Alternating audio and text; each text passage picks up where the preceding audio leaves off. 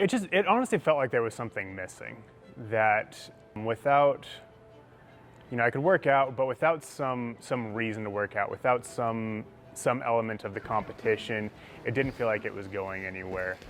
And so it just felt like I was trying to push myself to do something, but there was no finish line, there was no end goal, and it felt too easy to let other things get in the way. My name is Tyler Call. I'm a BYU student, and currently I fight as a light heavyweight as an amateur in Utah.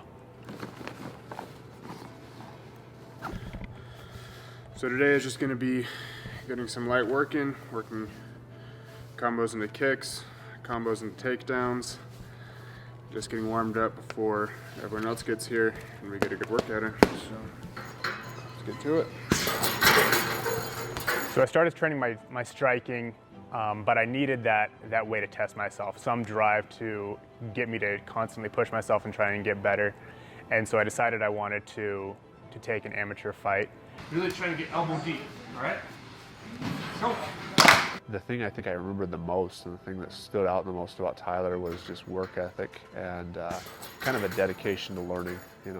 Sometimes a lot of talent isn't necessarily a good thing in people. It'll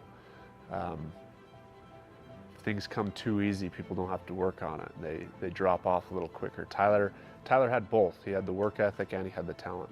I think that he sees it the same way I do, where fighting and taking fights, win or lose, is a rite of passage. I don't think I've ever heard him complain during practice, not once. Long-term consistency, because we'll have people who, they will show up every day for a week and they'll put in lots and lots of hours, but then what does it look like 2 months down the road or 6 months down the road? He's here every day. He's helping his teammates, whether he has a fight camp or not. You find people who just find any excuse not to come, but Tyler, it's dedication.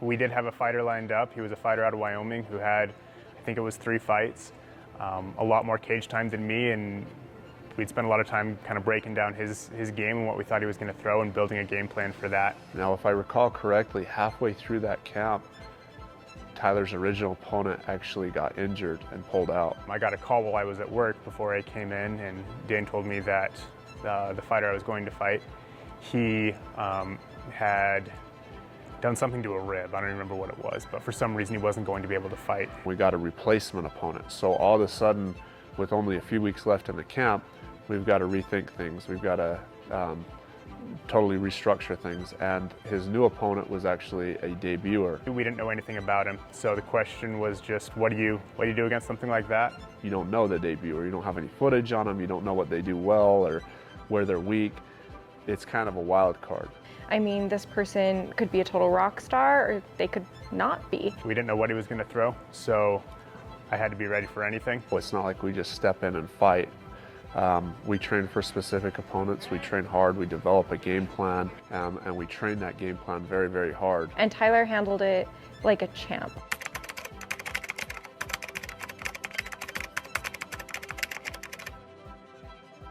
So I remember getting to the venue, and this is before COVID started. People were so excited to come see Tyler and other people fight. It was nerve-wracking. I was definitely nervous. I found out I get quiet when I get nervous. He was intense, he was focused.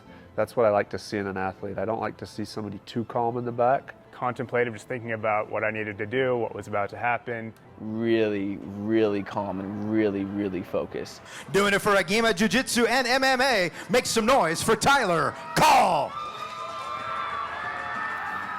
And then when Tyler was in there, he was very calm. You could tell that he's just been training hard for it, and you can tell that he was just knew what he was doing. So what you're seeing in on the day of the fight is the culmination of 6 to 8 weeks of hard work and very focused work. And so the goal was to pressure him with the strikes into the cage, use that to get a takedown, and then from there just get him on the ground and ground and pound. And it turns out his opponent was a tough dude. And we saw him put on a show. We came out in the first round, and first 15 seconds he got me with a head throw. He's definitely, ooh, nice head throw.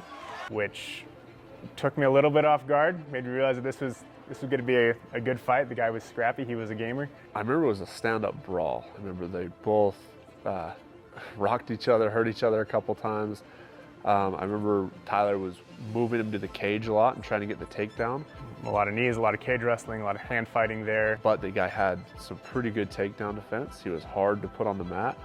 And I think where we beat him, honestly, was on conditioning. Cardio wins. Tyler's opponent was getting really, really tired in the back half of the second, going into the third.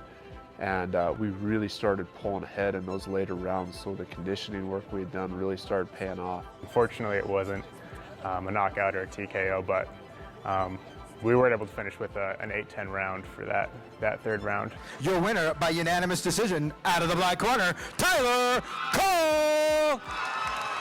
That was, I've never had a feeling like that before. I was as tired as I've ever been. I was as excited as I've ever been. I was emotionally drained. I was crying.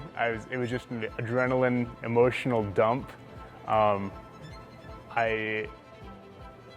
was pretty much feeling about every emotion you can feel at once. Excitement, the nervousness that maybe it wasn't actually over somehow. I don't even know what was going on there, but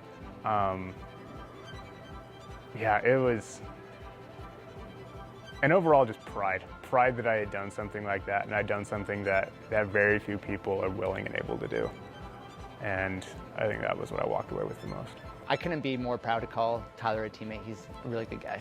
Very gratifying. That's why we coach, to see people progress and to see people, you know, not only develop skill, but to progress in maturity as a fighter and an athlete. This core group I'm talking about, it's this long-term perspective where we'll show up as much as we can and get that work in as often as we can, forever.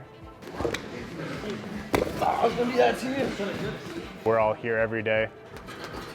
We're all sweating, we're all bleeding, we're all, you know, working through the same things together, and going through fight camps together and just hard drills and all that. It builds a sense of family that's really hard to replicate anywhere else. So I come for myself, but I also come to help the rest of my family get better. If there are days I don't want to come, I know that I have to help get them better. That they have camps going on, they would come here to help me get better, and it's my job to do the same for them.